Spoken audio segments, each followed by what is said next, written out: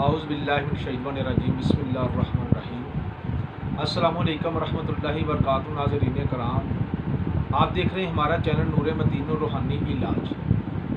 آج پھر میں آپ کی خدمت میں بہت ہی بہترین اور پیارا نہایت ہی زبردست موضوع لے کر آپ کی خدمت میں حاضر ہوا ہوں، جو میرے موضوع کا عنوان ہے ارطغرل غازی کی ہسٹری۔ پاکستان ٹیلی ویژن پہ آج کل ایک ڈرامہ چل رہا ہے ارطغرل غازی۔ یہ کریکٹر 13ویں صدی کا ہے اور موجودہ حالات میں اس کا کیا کردار ہے، پاکستان نے یہ ڈرامہ کیوں دکھایا اور کچھ لوگوں کو اس ڈرامے کی تکلیف کیوں ہے۔ دراصل یہ معاملہ بہت ہی پہلی صدی کا ہے اور چنگیز خان کا سے بہت سارے نکلنے والے مخدوم۔ یہ چنگیز خان کے بہت سارے ظالم فوجی تھے جنہوں نے بہت سارے ملکوں میں ہفڑا دفڑی مچائی اور چین میں بھی بہت زیادہ اس نے ہفڑا دفڑی مچائی، جس سے بہت زیادہ نقصان ہوا۔ سینٹرل ایشیا کا جو جنوبی علاقہ تھا یہ وہاں تک گئے۔ اس وقت جو ایک قبیلہ تھا، وہ جو قبیلہ چھوڑ کر بھاگا تھا وہ کائی قبیلہ تھا۔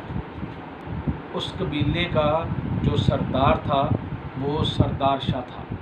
یہ سلمان شاہ کے 4 بیٹے تھے، جو ان کا تیسرا بیٹا تھا، یہ ڈرامہ ان کے نام پہ بنا تھا، جن کا نام ارطغرل ہے، جن کا نام ارطغرل غازی ہے۔ اور یہ جتنے بھی مقابلے ہوئے یہ ان کے ارطغرل غازی ان کے ساتھ تھا۔ جب یہ سلمان شاہ ادھر سے بھاگا اور ارطغرل بھی اس کے ساتھ تھا اور ان کے 4 بیٹے بھی ان کے ساتھ تھے، جب یہ ادھر سے بھاگا اور راستے میں ایک دریا آیا، جب اس میں دریا میں یہ ڈوب کر ادھر ہی مر گیا۔ جب سلمان شاہ پانی میں ڈوب کر مر گیا تو تب سارے قبیلوں والوں نے یہ فیصلہ کیا کہ ہم ارطغرل غازی کو اس قبیلے کا سردار بنائیں گے۔ اس کے بعد جب اس کو سردار بنایا انہوں نے ارطغرل غازی کو، تو یہ 2 بھائی اس کے الگ ہو گئے اور اپنے چھوٹے بھائی کو لے کر یہ ٹریول کرتا رہا، یہ ترکی میں چلا گیا۔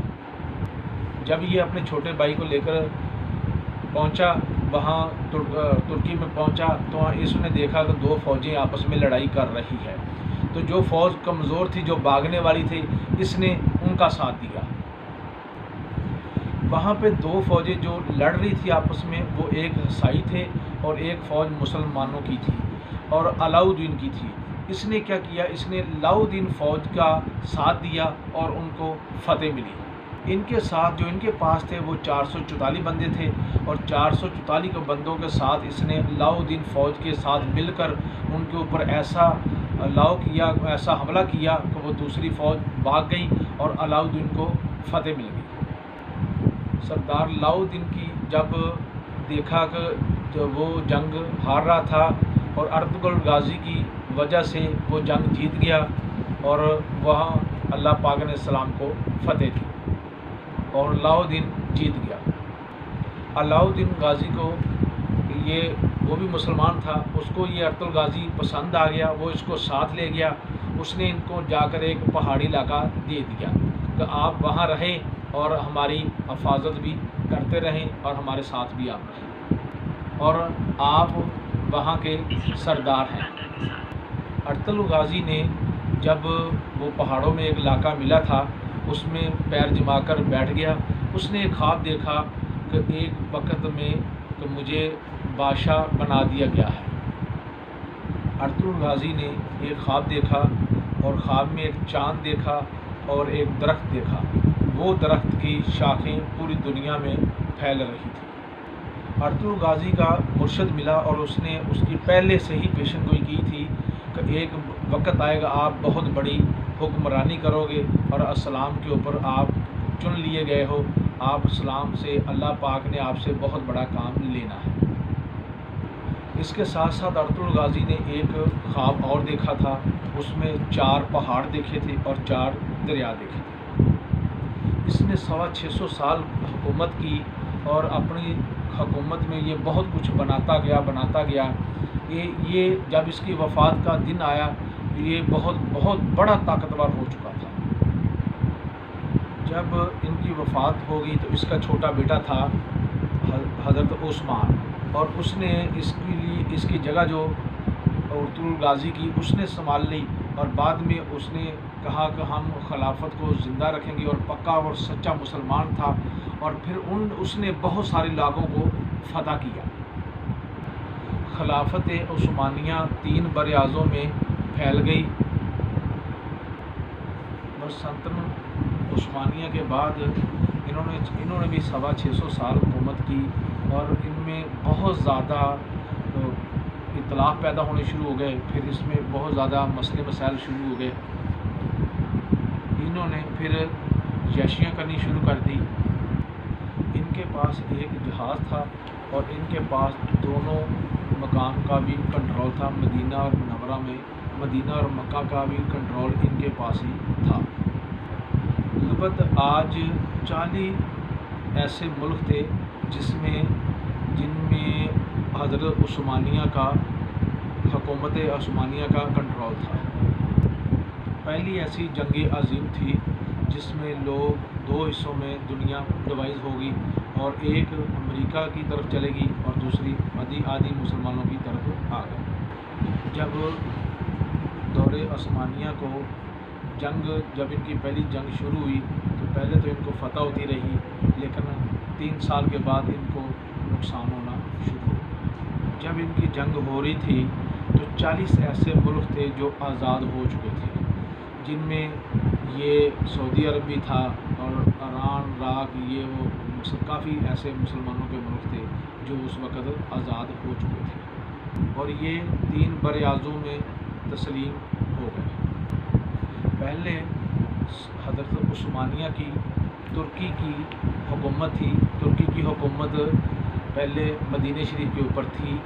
جیسے جیسے دور آئے یہ مدینہ شریف میں کوئی بھی چیز تبدیل کی، اور ترکی نے ایک جہاز بھیج کر ہر چیز اپنے پاس مدینہ شریف کی بحفاظت اپنے پاس نشانی کے طور پہ رکھی. یہ جتنی بھی ترکی نے چیزیں سعودی عرب سے منگوائی، مدینہ شریف کی جتنے بھی پتھر جو بھی زیورات تھے وہ مدینہ شریف کے وہ ترکی نے اپنے پاس اس لیے رکھے تھے تاکہ آنے والے دور میں اور وقت میں تاکہ لوگوں کو پتہ چلے کہ ترکی کی حکومت ہوتی تھی، اور ترکی ہی حج پہ آنے والے لوگوں کو عمرے پہ آنے والے لوگوں کی خدمت گار رہا اور خدمت کرتا رہا. جرمنی نے جب جنگ بندی کی اور ان کے ساتھ معاہدہ ہوا تھا، وہ معاہدہ یہ تھا کہ مقصد جو حکومت عثمانیہ یہ ختم کر دی جائے. اس جنگ بندی میں ترکیوں کے بہت سارے فائدہ تو ہوا لیکن بہت سارے ان کے خواب بھی ترکیوں کے ٹوٹ گئے. اسی معاہدے کے اوپر آج پوری دنیا بغلاڑ کا شکار ہے. وہ معاہدہ کیا ہے وہ آپ کو بتاتے ہیں. وہ معاہدہ کیا تھا؟ حکومت عثمانیہ ختم کر دی جائے گی، اور جتنے بھی ان کے جانشین ہیں جو بھی ہے اس کے پیرونامہ میں جو بھی کچھ بھی کرنے والے اس کے ساتھ دینے والے وہ سب ختم کر دیے گئے ہیں. وہ حکومت عثمانیہ کے جو بھی جانشین تھے وہ کچھ کو قتل کر دیا گیا، کچھ کو مار دیا گیا، کسی کو جلا دیا گیا، اور کسی کو ضلع وطن کر دیا گیا.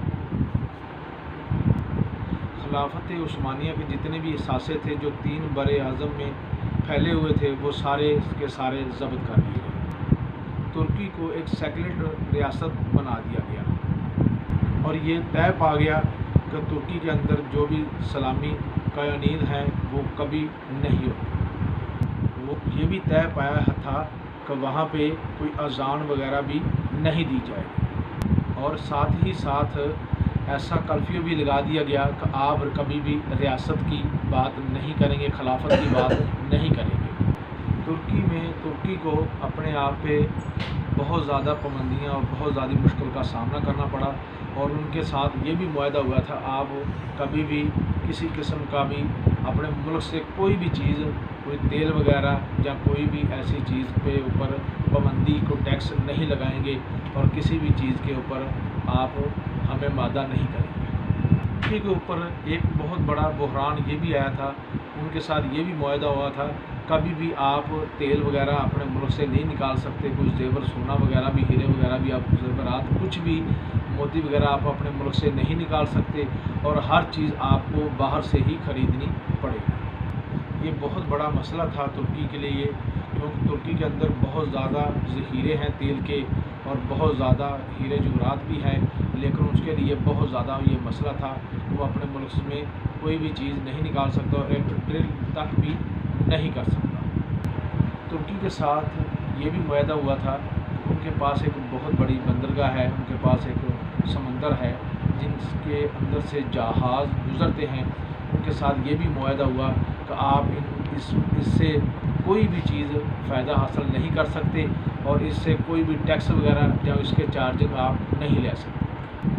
उन्होंने कहा कि ये टैक्स वसूल नहीं कर सकता, जितने मर्जी ही इसकी बंदरगाह के आगे जहाज़ आएँ और जाएं, इनको टैक्स को जो मिलता था वो नहीं मिलेगा, ये भी इसके ऊपर पाबंदी लगाई थी।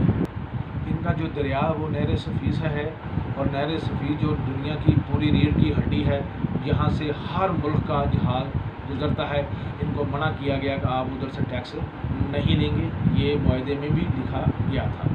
अच्छा, ये जो मुआहदा था, इनकी मुआहदे की उम्र जो थी वो 100 साल की थी। तो 100 साल तक आप ये मुआहदा है, ना तो आप टैक्स लेंगे, ना अपने मुल्क से तेल निकालेंगे, ना आप कुछ कर सकते हैं। तुर्की 100 साल तक इस मुआहदे की शिरकी ना मकसद कोशिश नहीं कर सकता किसी भी किस्म की। ये अगर कोई कोशिश, वो 100 साल तक किसी से टैक्स कुछ भी खिलाफ वर्जी नहीं कर सकता। ये 2023 में तुर्की इस मुआहदे से आज़ाद हो जाएगी, और ये जो मुआहदा था ये 1923 में शुरू हुआ था। ये आज़ाद तुर्की क्या दुनिया में हासिल करना चाहता है, ये था आज का सवाल। तय्यब उर्दगान दुनिया में मौजूद है और बहुत वो हैरत की निगाह से दुनिया को देख रहे हैं। तुर्क क्या चाहते हैं और उनसे कौन कौन उनकी वजह से हैरत अंगेज़ है। ये वीडियो बनाने का मकसद और ये था, जो वीडियो का सिस्टम, इसलिए ये जो वीडियो चल रही है आजकल, ड्रामा चल रहा है उर्दू का, ये वीडियो दिखाने का मकसद ये था कि आप खोया हुआ वक़ार दोबारा मुसलमान हासिल कर सकें और मुसलमान के अंदर जज्बा पैदा हो और दोबारा आप उसी मकाम के ऊपर मुसलमान दोबारा आ जाए। अब हमारी वीडियो देखने के लिए शुक्रिया। हमारे चैनल को सब्सक्राइब करें, लाइक करें, बेल आइकन को ज़रूर प्रेस करें ताकि आने वाली वीडियो सबसे पहले आप लोगों को मिल सके। अल्लाह आपका हामी और नासर है।